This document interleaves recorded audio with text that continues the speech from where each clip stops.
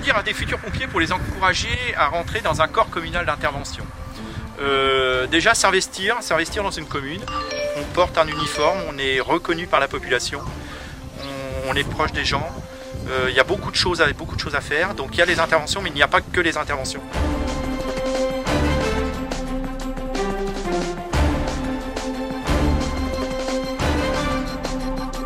Les corps de première intervention au sein du SDIS de l'Aube est le bras armé des moyens du corps départemental.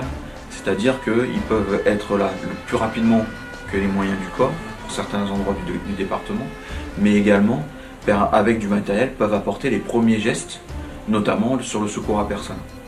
Et donc cet avantage, dès que le corps de première intervention est alerté, le plus rapidement possible, et bien, le plus rapidement ils se rendent sur les lieux de l'intervention.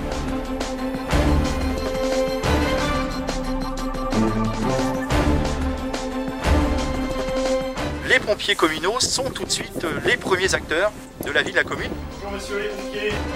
En plus, les pompiers communaux connaissent les accès, connaissent souvent la population, donc on peut s'y rendre immédiatement. La douleur, elle est apparue quand ? Et orienter les centres de secours après qui viennent avec leur ambulance et leur matériel spécifique. Résultat, les gens ils voient arriver des pompiers plus rapidement. Et donc plus de probabilité, si c'est par exemple un arrêt cardiaque, de sauver des gens.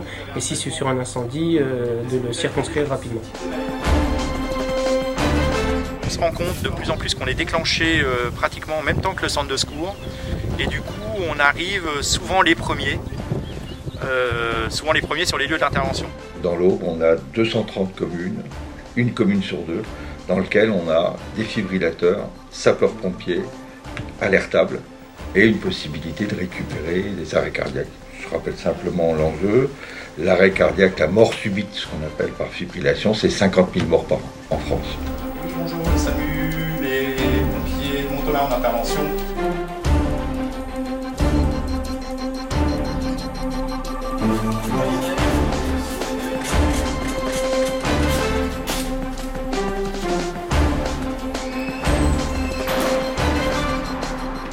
70% de nos interventions, c'est du secours à personne. Si je prends l'exemple d'un arrêt cardiaque, grâce au système de téléalerte, on gagne des minutes précieuses pour sauver des vies. Dans le département, les communes ont été aidées par le Conseil général dans le financement de défibrillateurs automatiques qui sont positionnés parfois au local des pompiers du village, parfois à la salle communale.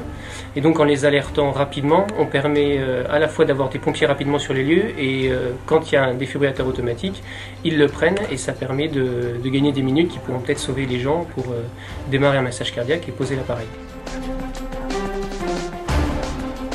Plus on est alerté tôt, plus les pompiers interviennent tôt, plus les gestes de secours sont mis en place rapidement, du massage cardiaque à la mise en place du défibrillateur. La conjonction de ces trois facteurs, c'est-à-dire l'existence de CPI, la téléalerte qui permet de les mobiliser, et l'équipement et la formation sur le défibrillateur permettent tous les jours de pouvoir faire face à des arrêts cardiaques inopinés dans, je dirais, plus de la moitié des communes rurales et très rurales de l'Aube, et c'est ça la révolution, c'est-à-dire qu'on a des chances de s'en tirer sur une fibrillation ventriculaire dans des communes de 150 habitants dans l'Aube.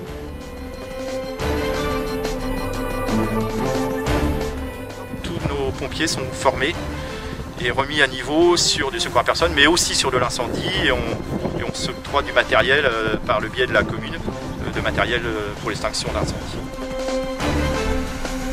On a développé la plateforme d'alerte des CPI qui est actuellement en service au sein du SDIS de l'Aube. Aujourd'hui, elle donne entièrement satisfaction car l'alerte des corps de première intervention s'effectue dans la même minute que les moyens du corps départemental.